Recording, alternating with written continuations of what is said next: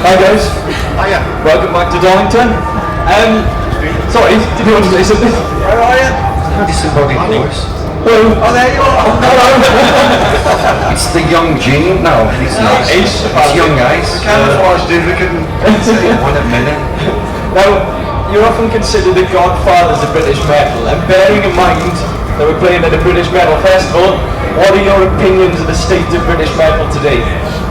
Well, it's absolutely fantastic, and we've been flying the flag of British heavy metal for over 3 decades around the world. You know, it's what makes Judas Preist the famous metal band that we are, and we're absolutely thrilled that we're still a vital bunch of lads from the Midlands, from Birmingham, just down the street, that are still able to go out and do this great music that we love. And so for us to be involved in Download all these years later, I think is testament to that, and it's just a fantastic all-round experience. This is the premier festival event of the year, and it's looked on by all the world's press internationally, and so yeah, we feel great, and then the state of British metal is just absolutely fantastic right now.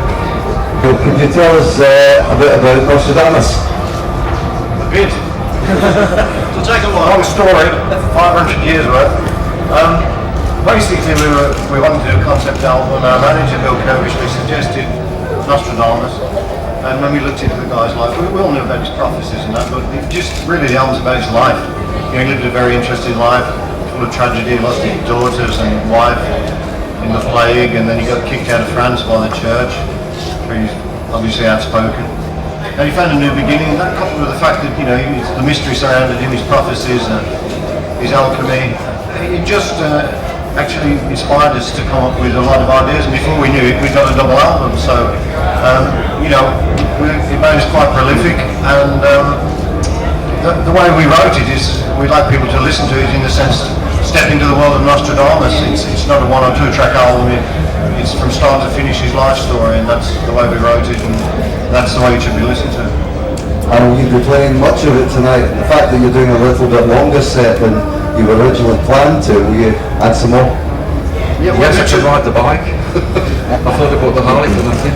But yeah, we're going to do a couple of tracks from Nostradamus tonight, and we haven't been on the road for 2 years. We've been away from our fans. We love our fans dearly. They're the lifeblood of Judas Preist. So we're just glad to be back out on this world tour that kicked off last week in Finland and Scandinavia. We were in Luxembourg last night. We're playing Vienna in a couple of days' time, going all around the planet again. So we just want to get back out on the road, see all of our worldwide fan base, give them a little bit of taste of Nostradamus, some of the classics from Preist that we're famous for, some tracks that we've dusted off that we haven't played in a number of years. It's a great set list this year. It's increasingly difficult, you know. 16 other albums plus live albums, hundreds and hundreds of metal tunes to pick from. And if you go on to JudasPriest.com and see what the fans want us to play, we'd be out there all day, you know, and for the next 2 or 3 days. But we think we've got a great set list, and so far it's been getting a great reaction. Do you find it harder to keep things fresh as the years go by?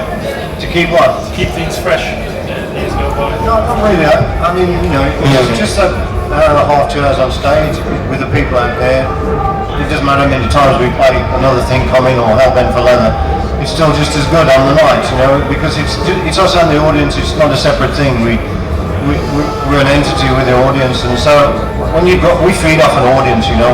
We're not a band that particularly likes to rehearse, but we feed off an audience, and every time we set foot on stage with an audience, it's just like playing for the first time. It's just as exciting, just as good.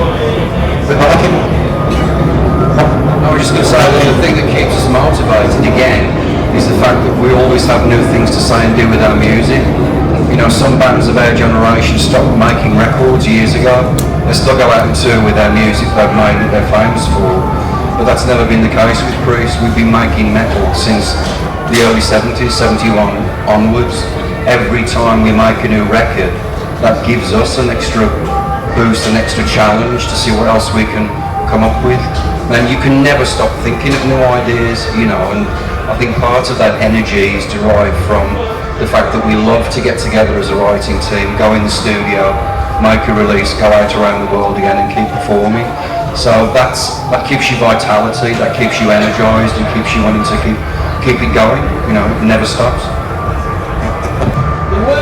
The words concept album in this country in particular tends to scare quite a few people off, so why did you decide you wanted to do a concept album? We just felt it was time to do one, and we've always been a brave band. You know, call us brave, call us stupid, call us what you like, really. We know, we know it's a risk in this day and age, but we felt it was the right time to do it, and we believe that, our fans will buy it. And we're trying to make an event of it. And the actual album itself, the artwork's fantastic. Who did it now? Wilkinson. Mark Wilkinson. And as you can see, our memory's going a little bit. And it's just a fantastic event and fantastic package. And it's, as I said before, it's not a one or a two track album, it's the whole thing. So we'll see, we'll see, but we're hopeful. And I think the people, if they give it a chance, they'll really see where we're coming from and what we're trying to do. I mean, we feel that, people, that's a good question, but, and we live in the speed of light now, especially with all modern technology, the internet's only been around since the 90s. It feels like it's always been there, doesn't it? But it hasn't. And we've always taken a grasp of technology when we find it's important to use.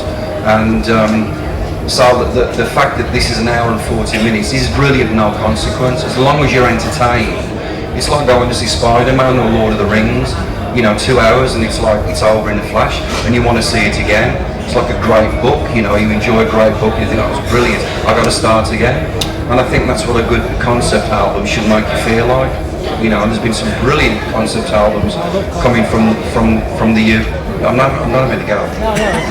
There's been some brilliant concept albums over the years, and most of them have come from British musicians. The Wall being one of the top ones from Floyd. So this is a challenge for us, and we've never been afraid to take a risk or to go and do something that ordinarily another metal band might not want to do. Every one of our records has had its own identity and its own feel and sound and production, and that's part of the history and heritage of Judas Priest. So who knows what we might do next? I would like to say that millions of fans in Russia waiting you to come again and play. Yeah, thank you very much. Absolutely, thank you.